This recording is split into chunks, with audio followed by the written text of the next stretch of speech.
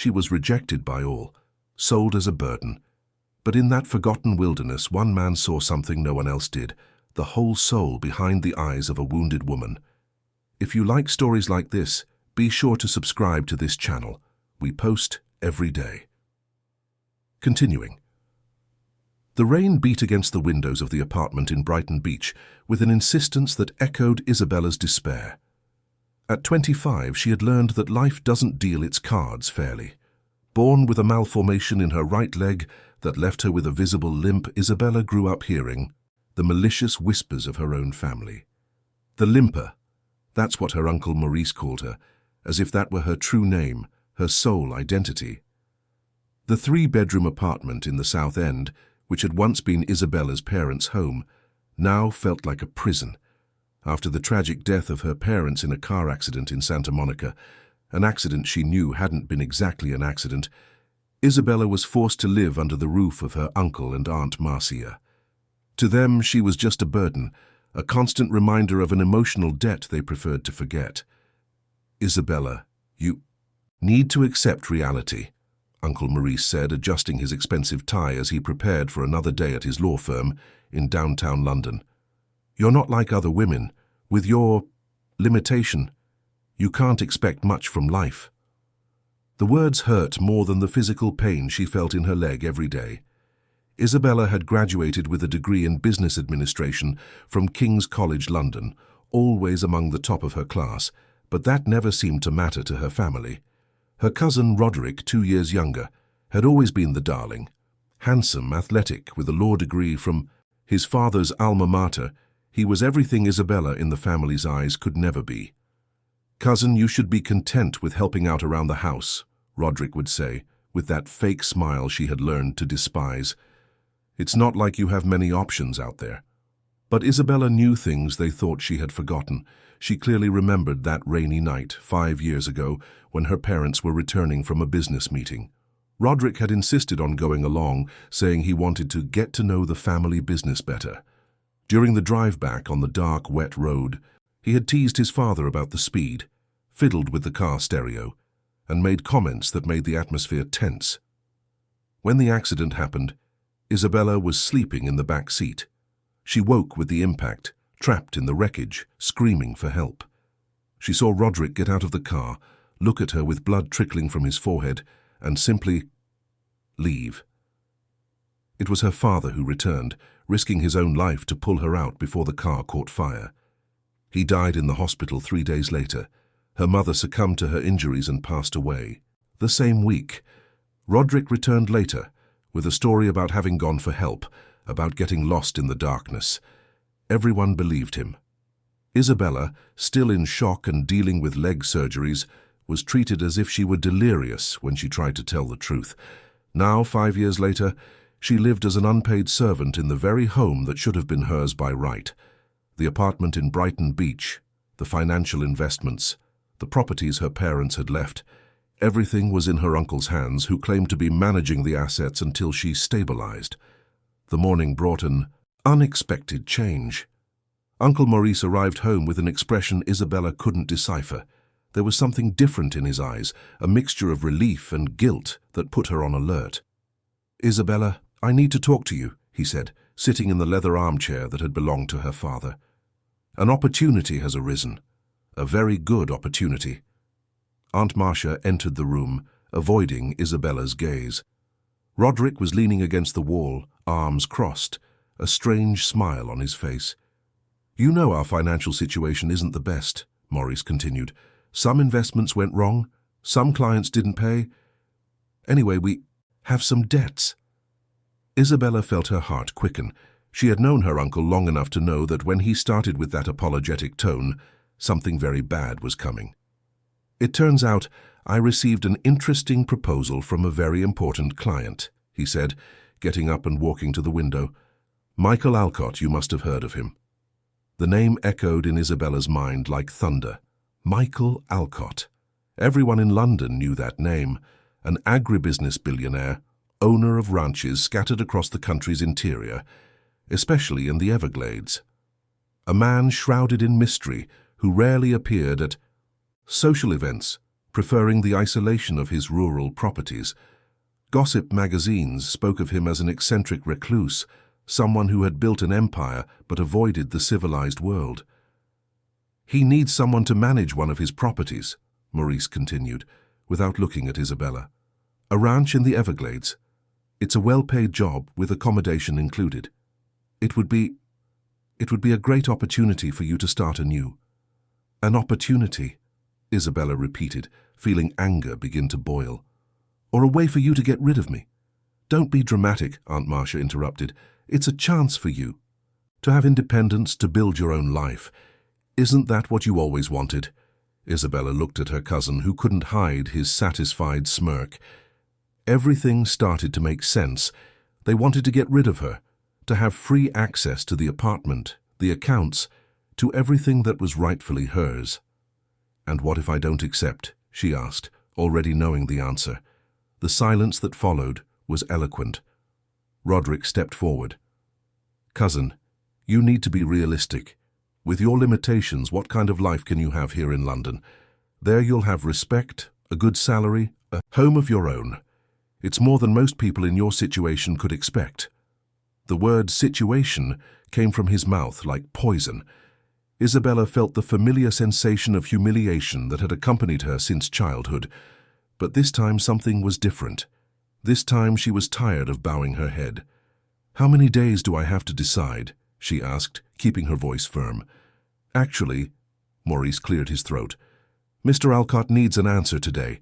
If you accept, you have a flight to Orlando tomorrow morning. A car will take you from the city to the ranch." Isabella felt as if the ground had disappeared beneath her feet. They had already decided for her.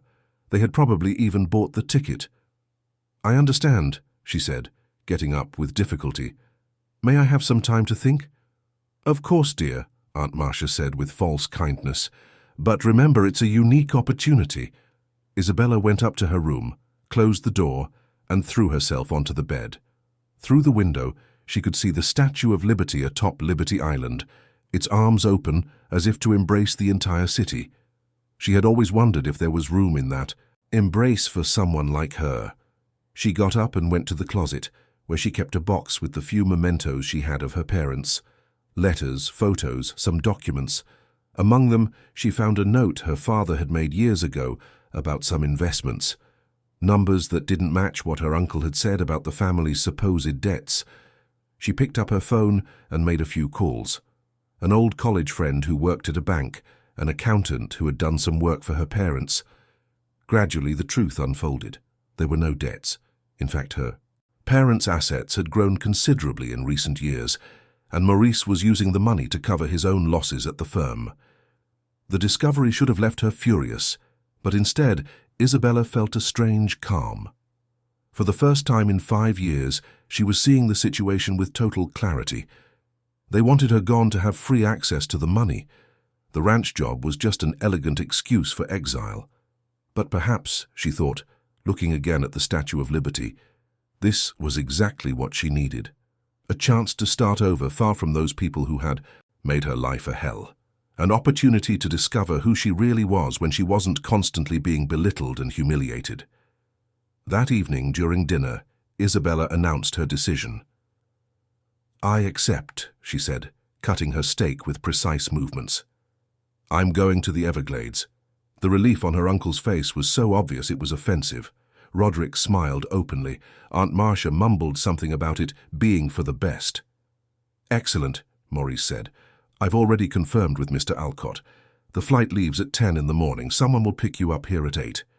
Isabella nodded, continuing to eat as if discussing the weather. Inside, she felt a mixture of terror and excitement she hadn't experienced in years. That night, she packed her bags carefully. She wouldn't take much, some clothes, a few books, her parents' mementos. She also packed some important documents she might need later. She had no illusions about what she was leaving behind. As she left home the next day, she knew she would probably never return. The next morning, an elegant driver rang the doorbell promptly at 8 o'clock. Isabella came down with 2 suitcases without looking back. Her uncle and aunt didn't even bother to get up to say goodbye. Roderick waved from the window, with that smile she hoped she would never have to see again. During the flight to Orlando, Isabella tried to imagine what her new life would be like. She had researched Michael Alcott online but found very little. A few photos at old events, basic information about his businesses, nothing very personal. It was as if he were a rich and powerful shadow, preferring to let others speak for him. What intrigued her most were the few interviews he had given.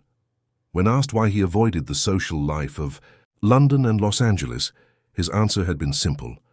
The city teaches people to lie to themselves. In the countryside, you can't pretend to be someone you're not. There was something in that sentence that resonated with Isabella. She had spent years pretending that the humiliations didn't hurt her, that everything was fine, that she didn't feel angry. Perhaps in the Everglades, far from everything she knew, she could finally stop pretending. The plane landed in Orlando under an immaculate blue sky. The heat was intense, different from London's humidity. At the airport, a tall, dark-haired man waited for her, with a sign bearing her name. John, he introduced himself, a ranch employee for 15 years. "Are you the new manager, miss?" he asked, gently carrying her bags. "I am," Isabella replied, still getting used to the title. During the 3-hour drive to the ranch, John told her about the property. Thousands of acres of land, cattle, crops, an almost self-sufficient structure, and about the boss. "Mr. Michael is a good man," John said, looking down the dirt road that stretched infinitely ahead. "But very reserved.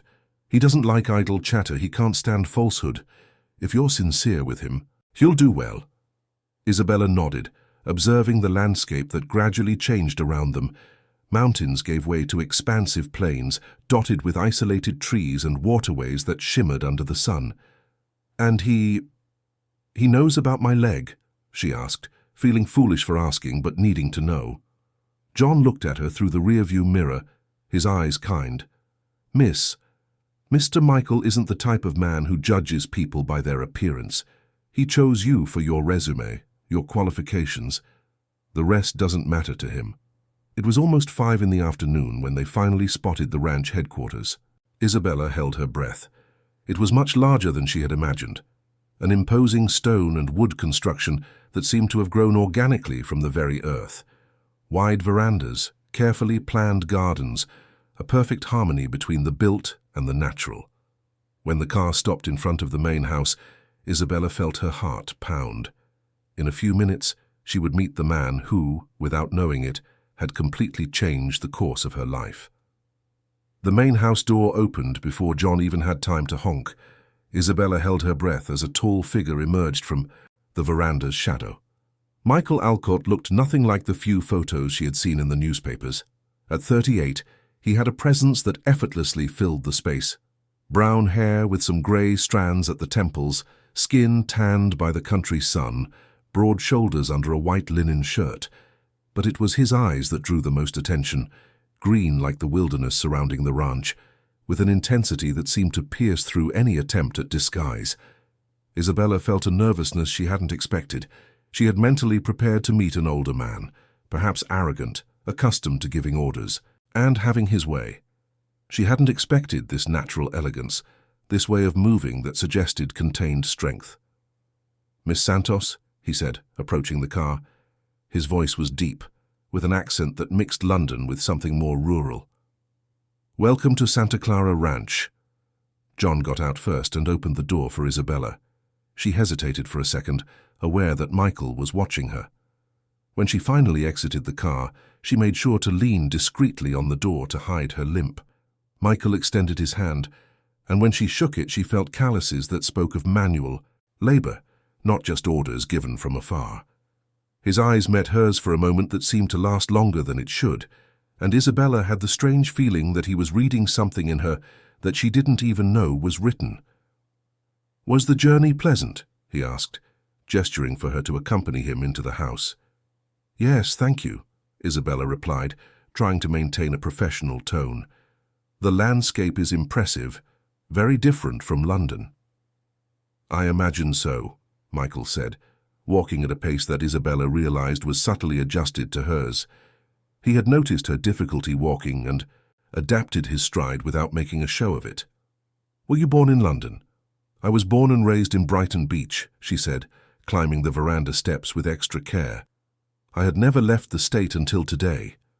Michael nodded, opening the front door. The interior of the house was surprising. Isabella had expected something more rustic, but found an environment that blended urban elegance with rural comfort. Solid wood furniture, oriental rugs, an immense library that occupied an entire wall of the main living room. There was art on the walls, not the generic decorations she saw in London. Offices, but carefully chosen pieces, some clearly by local artists. "Your home is beautiful," Isabella said, genuinely impressed. "Thank you," Michael replied, and she noticed a slight smile at the corners of his mouth. "I built it little by little over the years. Each room has its story." A middle-aged woman appeared from the kitchen, drying her hands on a dish towel. She had a kind face and grey hair pulled back into a bun. "This is Mrs. Carmen," Michael said. "She takes care of the main house and is without a doubt the one who truly runs things here." Carmen laughed, extending her hand to Isabella. "Welcome, dear. Mr. Michael told me about you. You must be tired from the journey." "A little," Isabella admitted, touched by the woman's genuine kindness. "Carmen, can you show Miss Isabella to her quarters?" Michael asked. "She'll be in the manager's house. Is everything ready?" "Of course it is," Carmen said with a slightly reproving tone. "As if I would leave anything for the last minute." Michael chuckled, a low, rich sound that made something strange happen in Isabella's chest. "The manager's house is about 200 yards from here," he explained. "It's independent, but close enough if you need anything. Tomorrow I'll show you the entire property and explain how the routine works." "About the job," Isabella began, feeling she needed to establish a professional tone. "Your uncle told me it would be general administration, but didn't go into specific details." Something passed through Michael's eyes when she mentioned her uncle, a quick shadow that disappeared before she could interpret it. "Maurice spoke about your qualifications," he said, and Isabella had the impression there was more behind those words. "But I prefer you to get to know the operation first. Understand how things work here before we define exactly what your role will be." There was something in the way he said that which intrigued Isabella. It was as if he were studying her as much as she was studying the situation. Carmen led Isabella along a stone-paved path to a smaller but equally well-maintained house. 2 bedrooms, a living room, a full kitchen, a veranda with a view of a small artificial lake. "Mr. Michael had air conditioning installed in all the rooms," Carmen said, opening the windows to air out the space. "And internet, telephone, everything you'll need, the fridge, is stocked for a few days." Isabella looked around, feeling strangely at home. It was simple, but it had a welcoming charm that the apartment in Brighton Beach had never had, even in its best times. "Carmen," she said, as the woman helped her settle her bags in the bedroom, "may I ask, how long have you worked here?" 12 years, Carmen replied, smoothing the bedspread. "I arrived shortly after Mr. Michael bought the ranch. I was a widow, needed work, and he gave me a chance. Since then, this place has become my home." "Is he a good boss?" Carmen stopped what she was doing and looked directly at Isabella. "Dear, I've worked for many people in my life. Rich, poor, middle class. Mr. Michael is different. He doesn't treat anyone like an employee. He treats them like family. But—" she hesitated. "But?" Isabella prompted. "He's a lonely man. He carries something heavy in his heart, you know. In the 12 years I've been here, I've never seen him with a woman. He's never received visitors who weren't for business. It's as if he built this place to hide from the world." Isabella nodded, storing the information. She had noticed something in Michael's eyes, a kind of caution, as if he were accustomed to keeping people at a safe distance. After Carmen left, Isabella took a shower and changed her clothes. Through the bedroom window, she could see the main house lit up. A figure passed by the library window, Michael probably. For a moment she wondered what he might be thinking about her arrival. A soft knock on the door pulled her from her thoughts. It was Carmen, bringing a tray with dinner. "Mr. Michael asked not to disturb you today," the woman said, "but I thought you might be hungry." The gesture of consideration touched her in an unexpected way. How long had it been since someone genuinely cared about her well-being? "Carmen, may I ask something a little personal?" The woman sat in the chair at the small dining table, indicating that Isabella could speak freely. Why did he hire me? I mean, there must have been other candidates, people with more experience. Carmen smiled with maternal wisdom. Dear, Mr. Michael does nothing without reason.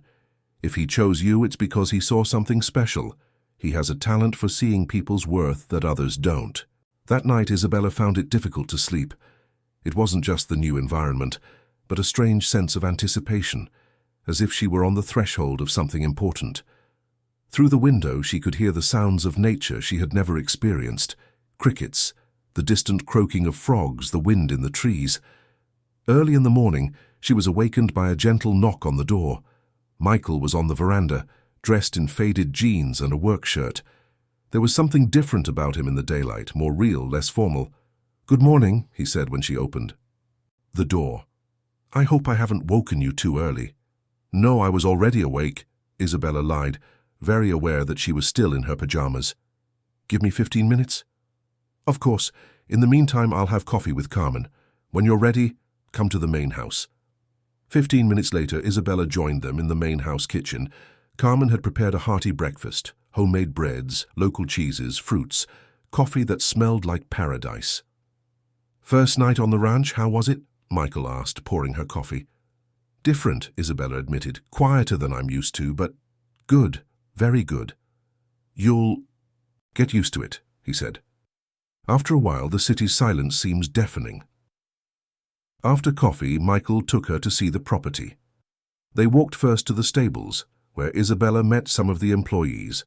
All seemed genuinely respectful of Michael, not the kind of forced deference she had seen elsewhere, but an earned respect. "The ranch has two main fronts," Michael explained, as they walked among the pastures. "Beef cattle and agriculture, corn, soy, cotton.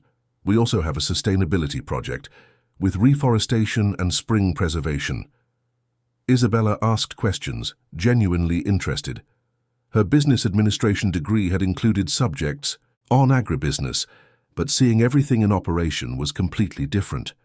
"What exactly would my role be?" she asked, stopping to rest her leg in the shade of a tree. Michael observed her for a moment, and Isabella again had the feeling that he was evaluating something beyond her professional qualifications.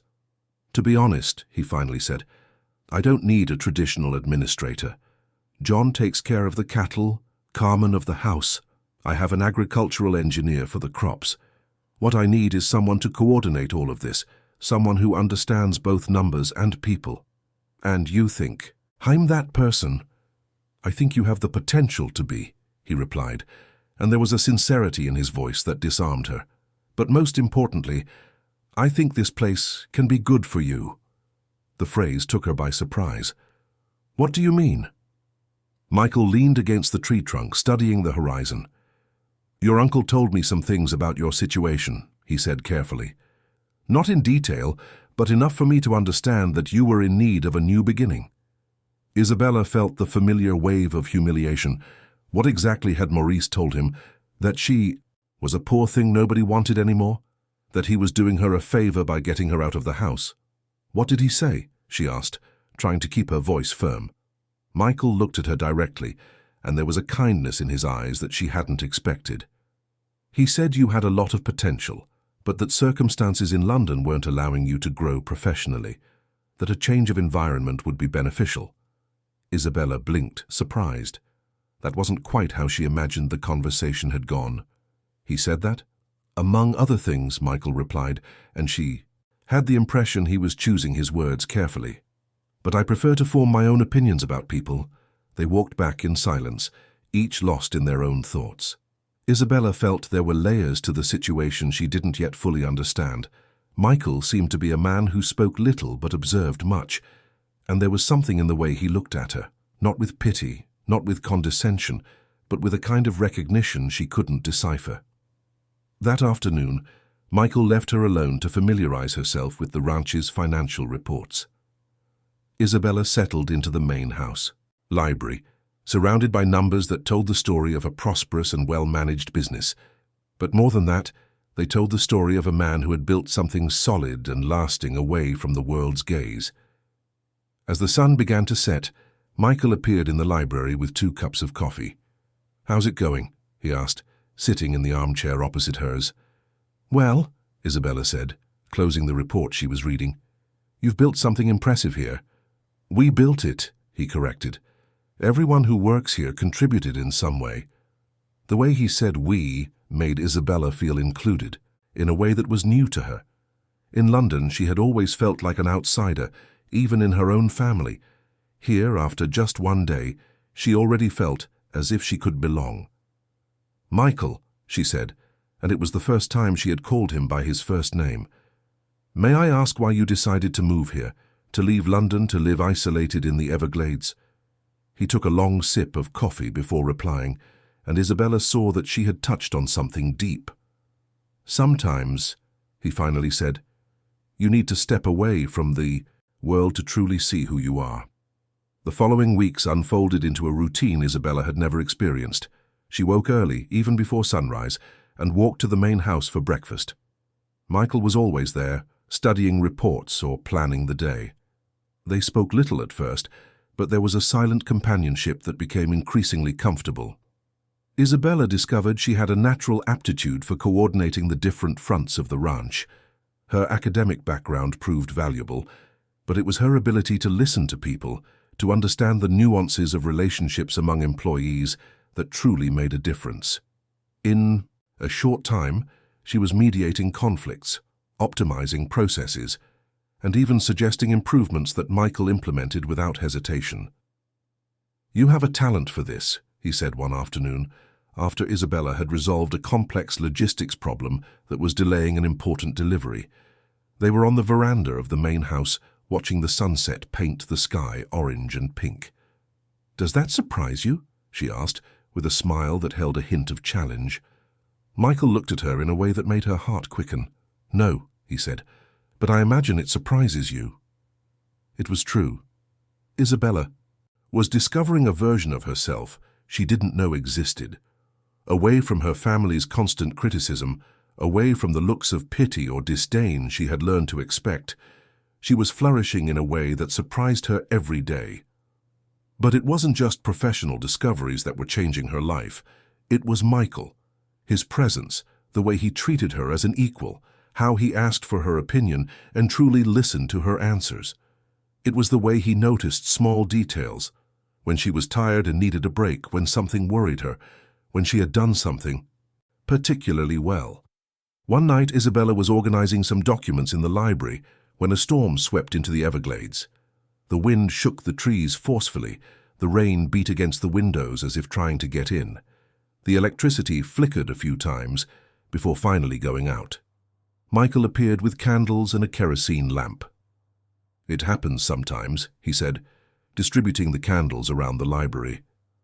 "The generator will kick in within a few minutes, but I prefer not to rely on it during very strong storms."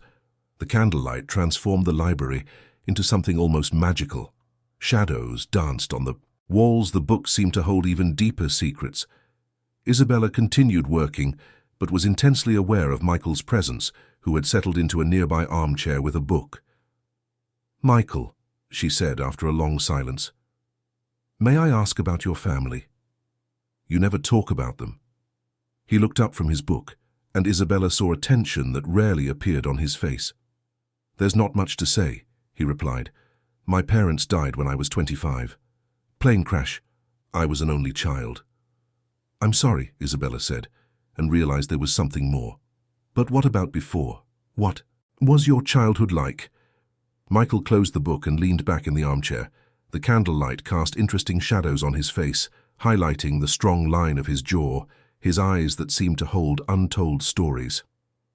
"My father was a businessman in London. Construction, rich, powerful, accustomed to getting everything he wanted," he said, and there was a bitterness in his voice that Isabella hadn't noticed before. "My mother was from a traditional family from the Hamptons, an arranged marriage for convenience."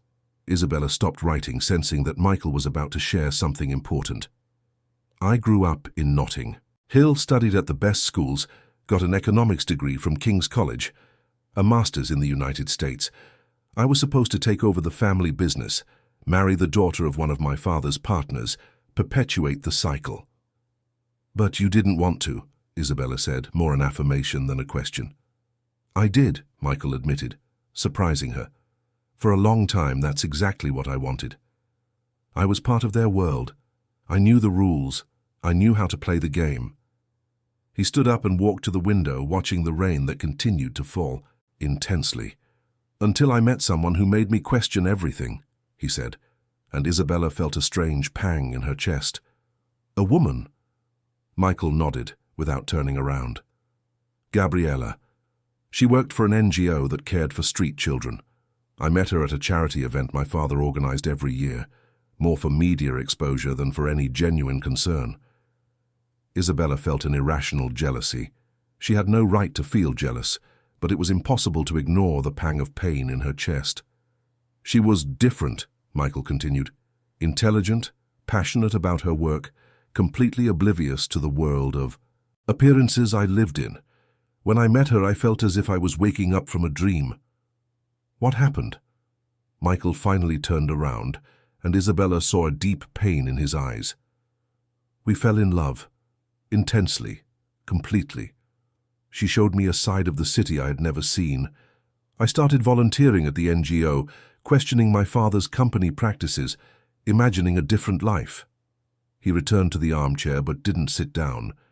He stood, as if he couldn't stay still while telling the story.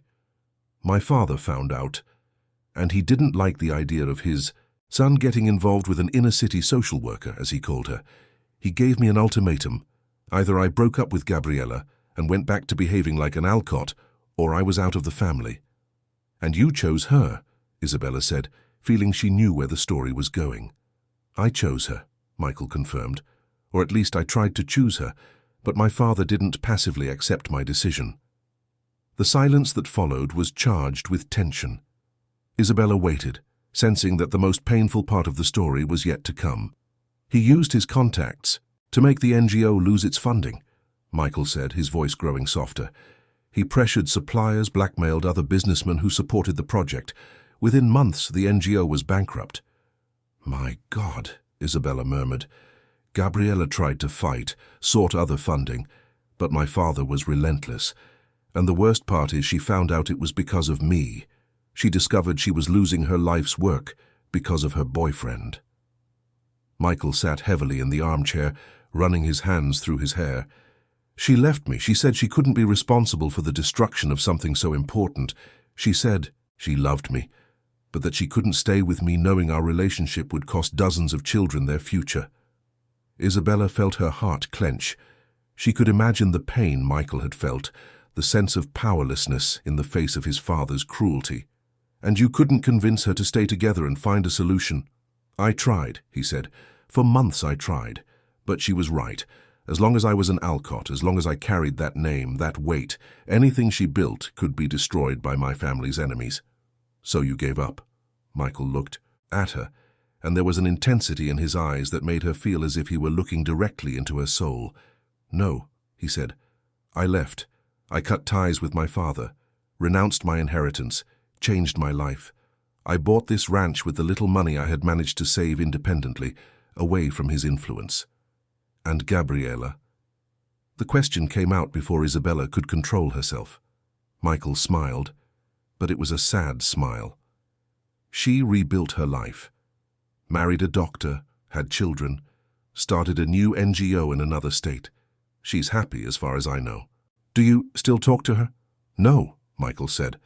Some chapters of life have to be closed for others to begin. Isabella absorbed the story in silence. Suddenly, a lot about Michael made sense. His isolation, his caution with people, his way of observing before trusting. And you never got involved with anyone else, she asked, knowing she was treading on delicate ground, but unable to restrain herself. Michael studied her for a long moment. I never found anyone who made me feel it was worth taking the risk again, he said. And there was something in the way he looked at her that made Isabella feel as if the air had grown thicker. The storm outside seemed to have subsided, but inside the library, a different tension had taken over the atmosphere. Isabella was intensely aware of Michael's every movement, of how the candlelight cast shadows on his face, of the sound of his breathing. Isabella, he said, and there was something different in his voice. May I ask about your family, about what truly happened for you to end up here? It was her turn to feel the tension. For weeks she had avoided thinking too deeply about London, about her family, about the circumstances that had brought her there. My story isn't as noble as yours, she said, trying to keep her tone light. Let me be the judge of that, Michael replied.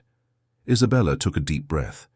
If he had shared his pain with her, she owed him the same honesty. My parents died when I was 20, she began, a car accident. But it wasn't really an accident. She told him about that night, about Roderick, about how she had been trapped in the wreckage while her cousin fled. She told him about the years living, as a stranger in her own home, about the constant humiliations, about how her family had manipulated her into agreeing to come to the ranch. Michael listened in silence, but Isabella could see the anger growing in his eyes as she spoke. They used you, he said when she finished. They treated you as if you were disposable. Maybe I was, Isabella said, and immediately regretted the words. Michael abruptly stood up and knelt beside her chair, taking her hands. No, he said, with an intensity that surprised her. You are not disposable. You are intelligent, strong, capable. In the weeks you've been here, you've transformed not only the ranch but everyone around you. Carmen adores you. The employees respect you. He stopped, as if he was about to say something he shouldn't. Me, Isabella prompted, hypnotized by his proximity, by the warmth of his hands. You reminded me what it feels like to be alive, he said softly. The moment stretched between them, charged with a tension neither of them knew how to resolve. Isabella was lost in Michael's green eyes, feeling as if she was standing on the edge of a precipice, knowing that taking a step forward would change everything forever. It was Michael who broke the spell, pulling away and standing up. It's late, he said, his voice a little hoarse. You should rest. Isabella nodded, still dizzy from the intensity of the moment. When she got up to leave, Michael accompanied her to the door. Isabella, he said when she was already on the threshold, thank you for trusting me. She turned to look at him one last time before stepping out into the rain that had lessened to a soft drizzle. Thank you for listening to me, she said. That night, Isabella stayed awake for hours, reliving every word, every glance, every second of that moment in the library. For the first time since she'd arrived at the ranch, she allowed herself to admit what she was feeling for Michael. It wasn't just gratitude for him giving her a chance or admiration for the upright man he was. It was love. Deep, frightening, overwhelming. And she had no idea what to do with that feeling. The days following the storm night brought a subtle but perceptible change in the dynamic between Isabella and Michael. There was a new awareness between them, a delicious tension that manifested in glances that lingered a second too long, in accidental brushes that left both electrified, in conversations that seemed to have layers of meaning neither dared to fully explore. Isabella was feeling more confident in her new life. She had implemented a new management system that was increasing the ranch's efficiency, had become a bridge between Michael and the employees, and for the first time in her life, she felt truly valued for who she was, not diminished by what was lacking. It was on a Thursday afternoon that everything changed. Isabella was in the administration office, working on the monthly reports, when she heard the sound of cars approaching. Through the window, she saw two black pickup trucks coming up the dirt road that led to the ranch headquarters.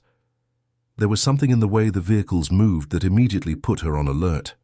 Michael was in the distant pastures, supervising cattle vaccination. Carmen had gone to town to do some shopping. Isabella was practically alone at the headquarters.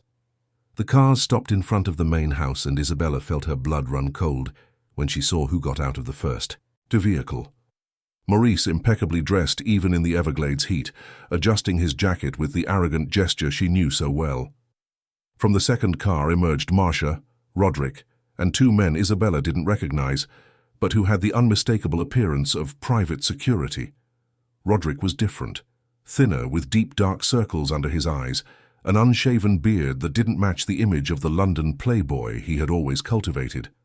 There was something desperate in his eyes, an agitation that made Isabella even more worried. She came down from the office and confronted them on the main house veranda, trying to maintain her composure despite her pounding heart. "What a surprise," she said, with a coolness that surprised even herself. "What are you doing here?" Maurice smiled, but there was nothing genuine in the expression. "Isabella, dear niece, what kind of reception is this? We came to visit you, to catch up." "Cut the charade," Roderick said, stepping forward. There was an aggressiveness in his posture that Isabella had never seen before. "We know you've been poking around where you shouldn't have." Isabella felt a chill in her stomach, but maintained a neutral expression. "I don't know what you're talking about." Marcia approached, attempting a maternal tone that fooled no one.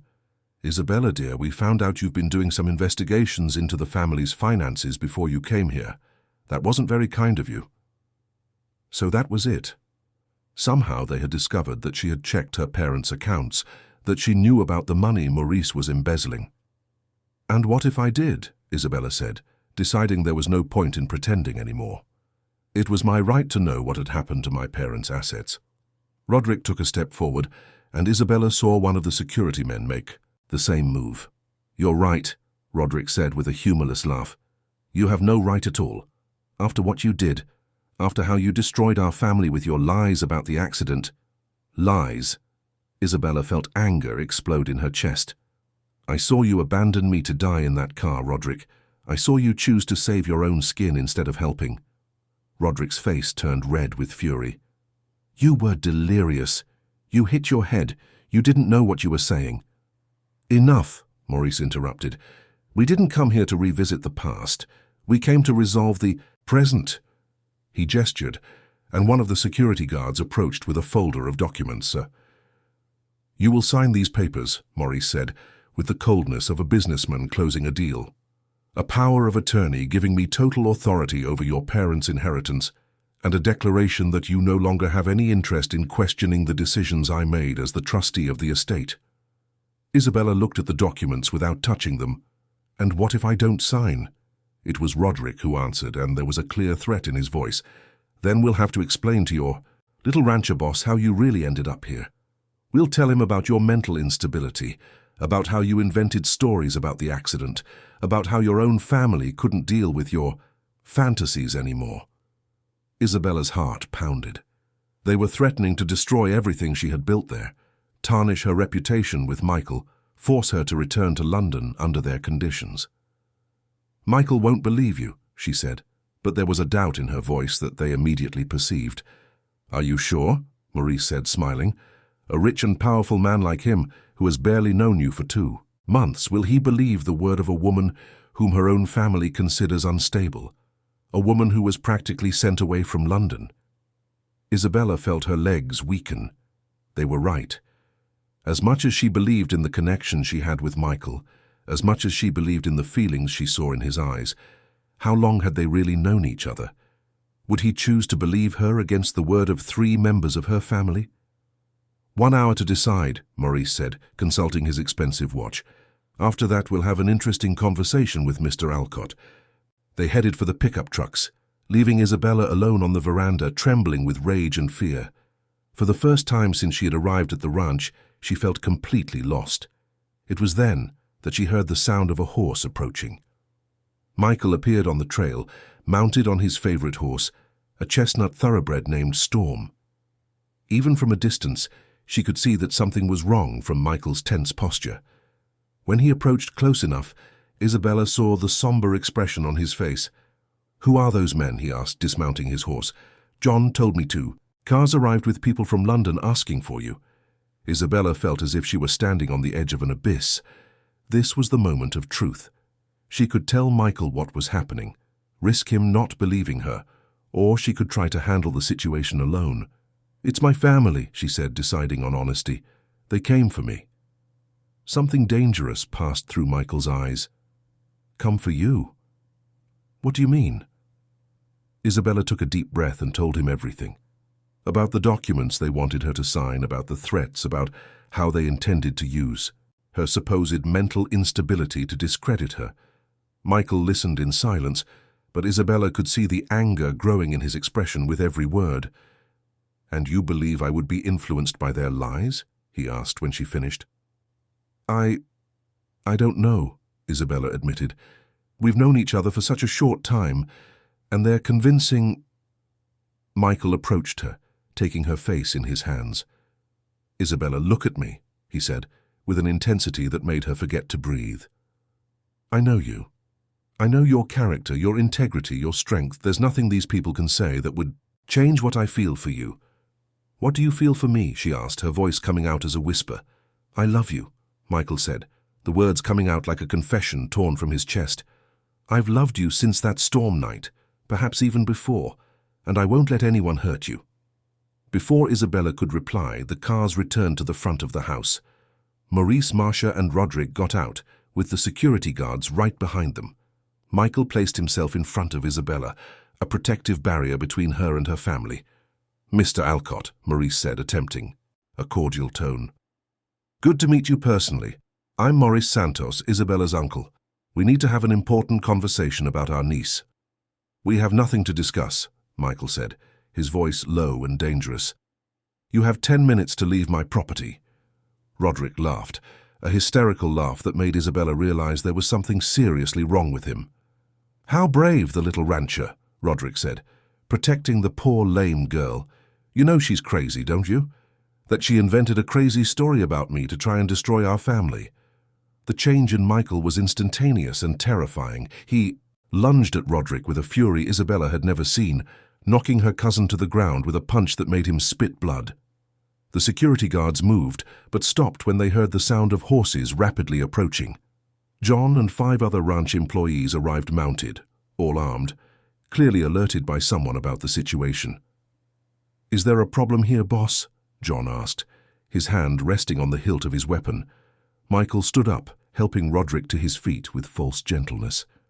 Our visitors were just leaving, he said, wiping blood from his knuckles. Maurice understood that the situation had changed completely.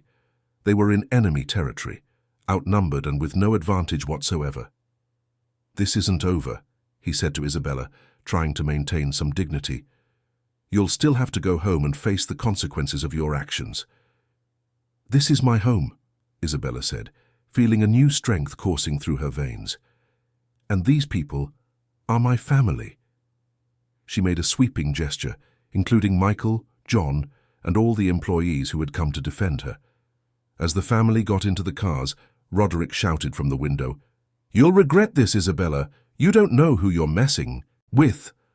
When the cars finally disappeared down the dirt road, Isabella felt her legs go weak. Michael held her, pulling her into his arms. It's over, he said, kissing the top of her head. They'll never hurt you again. But even as she took refuge in the safety of Michael's arms, Isabella had a bad feeling that this wouldn't be the last time she saw her family from London.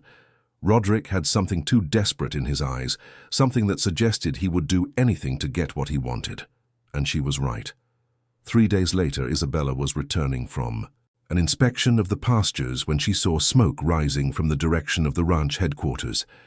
Her heart pounded as she quickened her pace, ignoring the pain in her leg. When she got closer, she saw that it wasn't the main house on fire, but one of the hay sheds.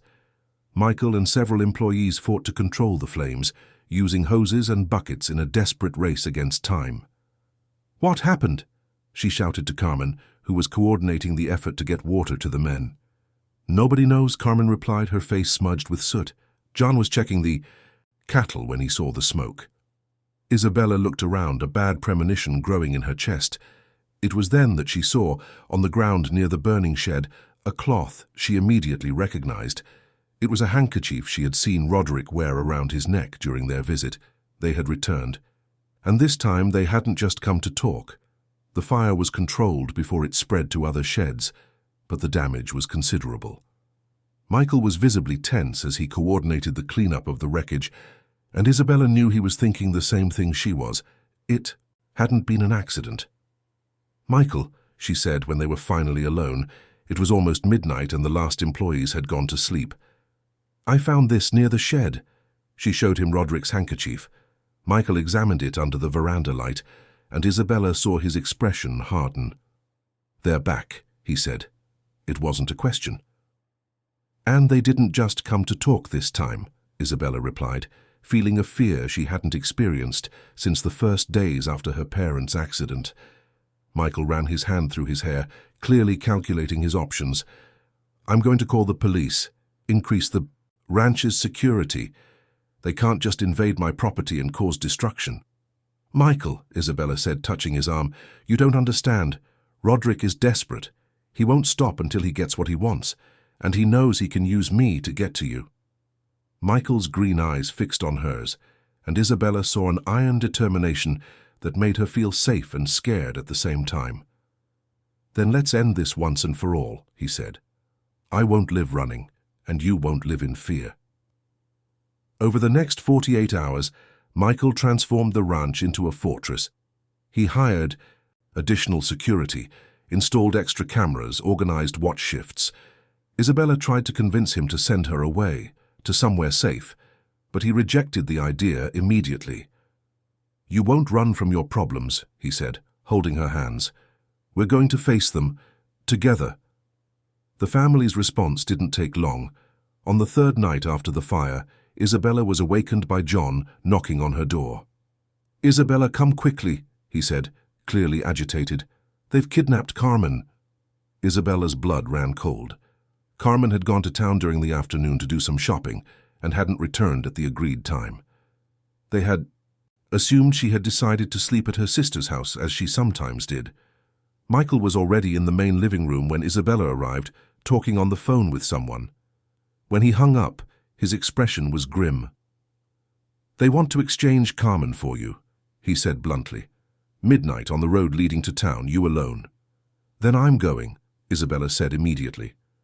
"No," Michael said, with a firmness that allowed no discussion. "We won't submit to their rules." Isabella was about to protest when the phone rang again.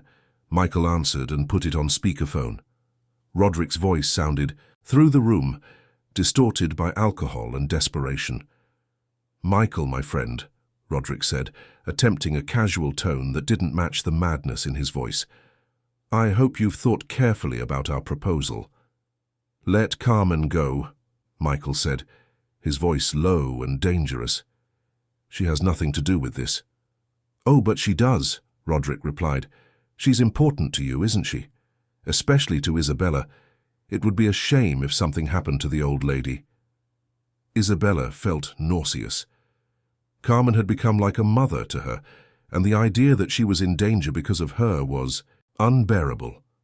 "What do you want?" Isabella asked, taking the phone from Michael's hands. "Dearest cousin," Roderick said, and she could hear the sickly smile in his voice. "You know very well what I want.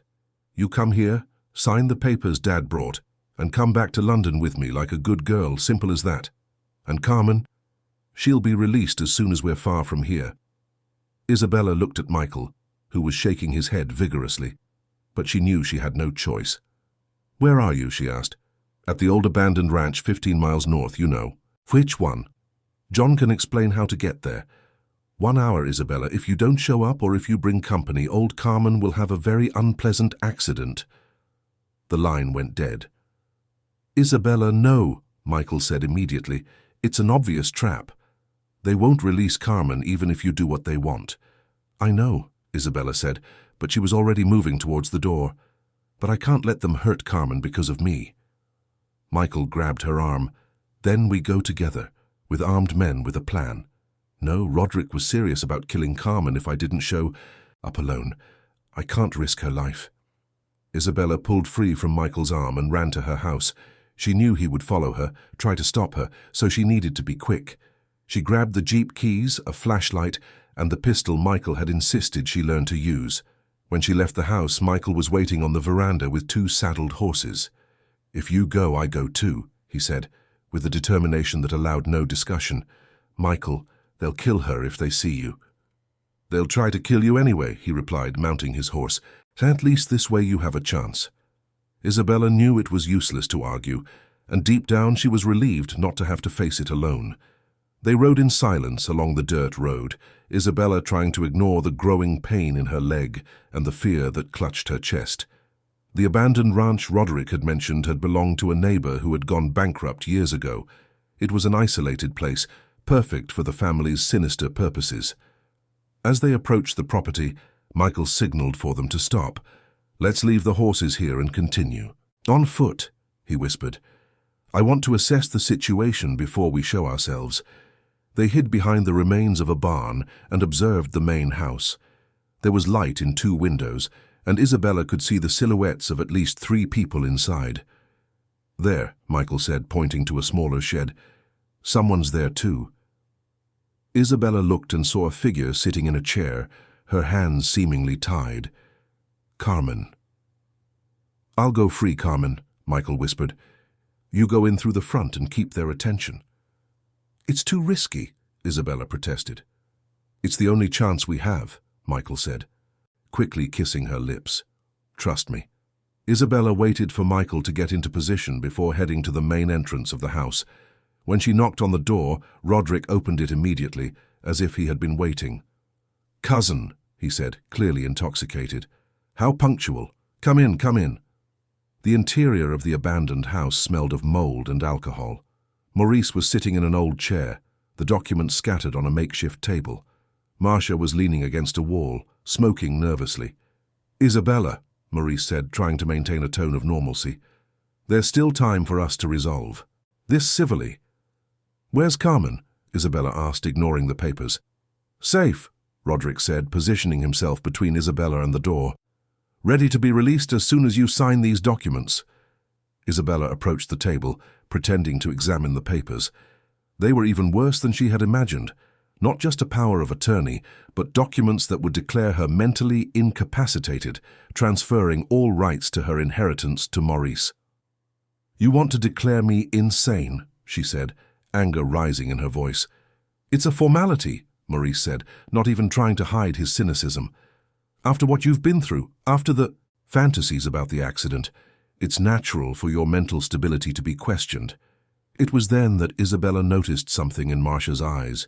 Guilt, fear, something the woman was struggling to hide.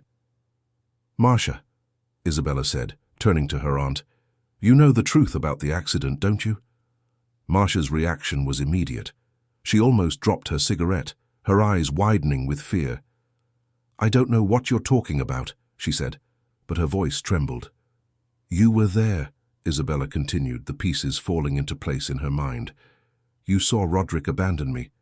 You saw him lie about going for help." "Shut up," Roderick shouted, approaching Isabella menacingly. "It doesn't matter what happened. What matters is that you're going to sign these papers and end this charade." But Marcia was crumbling. Years of guilt and secrets were finally finding an outlet. "I saw," she said softly, tears beginning to stream down her face. "I saw you get out of the car and leave her there. I saw you come back alone and lie about looking for help." "Marcia!" Maurice roared, but it was too late. "He was jealous," Marcia continued, the words coming out like a confession. "Jealous of how your parents loved you, of how intelligent, how talented you were. He knew they were thinking of leaving more of the inheritance to you, and he couldn't stand it." Roderick lunged at his mother, but Isabella stepped into the way. He pushed her violently, and she fell, her injured leg hitting a chair. It was then that Michael burst through the back door, Carmen beside him, free from her bonds. "Don't touch her!" Michael roared, lunging at Roderick.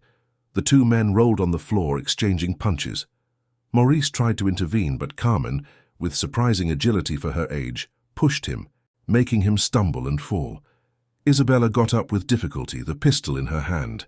When Roderick managed to free himself from Michael and grabbed a knife that was on the table, she didn't hesitate. "Stop!" she shouted, pointing the gun at her cousin. Roderick stopped, the knife in his hand, his wild eyes fixed on her.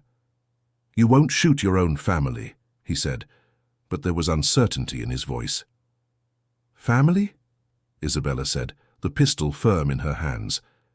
"Family doesn't abandon you to die.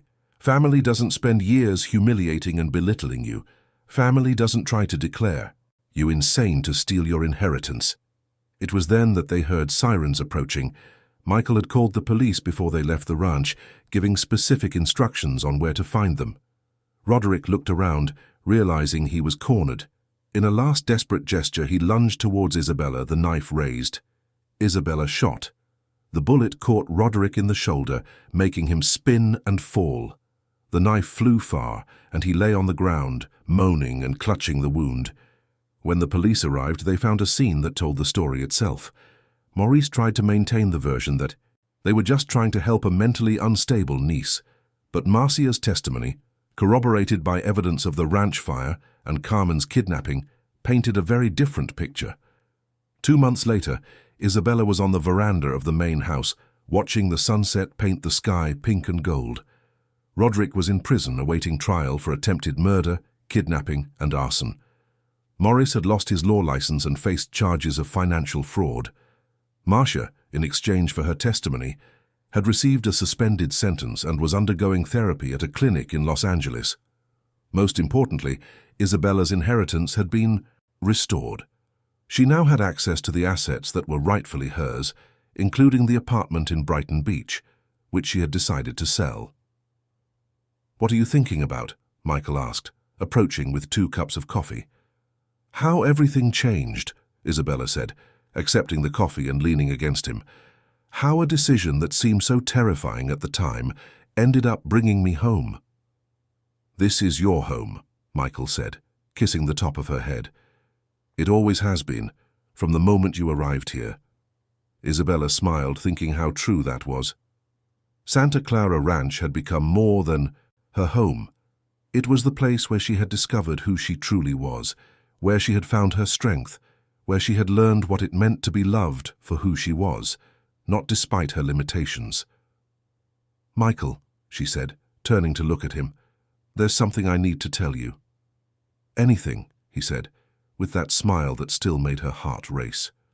"I love you," she said, the words coming out easy and natural. "Completely, irrevocably. You saved me, not just from them, but from myself." Michael put his cup aside and pulled Isabella into his arms.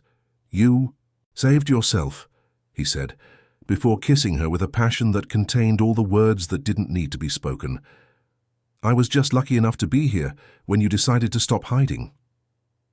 6 months later, they married in a simple ceremony on the ranch itself, with Carmen as the maid of honor and John as the best man. Isabella wore a simple white lace dress, not caring that her limp was still visible when she walked.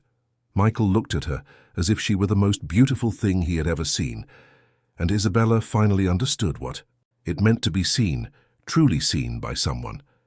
During the party, Carmen approached her with tears in her eyes. "Your parents would be so proud," the older woman said, hugging Isabella. "You've become the strong, independent woman they always knew you could be." Isabella looked around the party, ranch employees who had become family, neighbors who respected her for her work, Michael who looked at her with a love she would never doubt again, and knew Carmen was right. She had found her place in the world, not despite her scars, but because of them. Every difficulty she had faced, every humiliation she had endured, every moment of pain she had lived through, everything had contributed to shaping her into the woman she was now. And when Michael pulled her to dance under the Everglades stars, Isabella knew she had finally found what she had been searching for her entire life without even knowing it. A place where she could be completely herself, loved not despite her imperfections, but including them. The music played softly in the warm night, and Isabella danced with the man who had taught her that she had never been broken, just waiting for the right moment to discover her own strength. And as they danced, with the stars as witnesses and the vastness of the Everglades as their backdrop, Isabella finally understood that some stories can only have a happy ending after you stop trying to be someone you're not, and fully embrace who you were always meant to be. Years later, when she told her story to the daughters she had with Michael, Isabella always ended it the same way. Sometimes, what seems like the worst moment of your life is just the universe pushing you towards your destiny. And looking at the life she had built, the prosperous ranch, the husband who loved her unconditionally, the daughters who grew up knowing they were loved exactly as they were, the community she had helped create, Isabella knew that every scar had been worth it.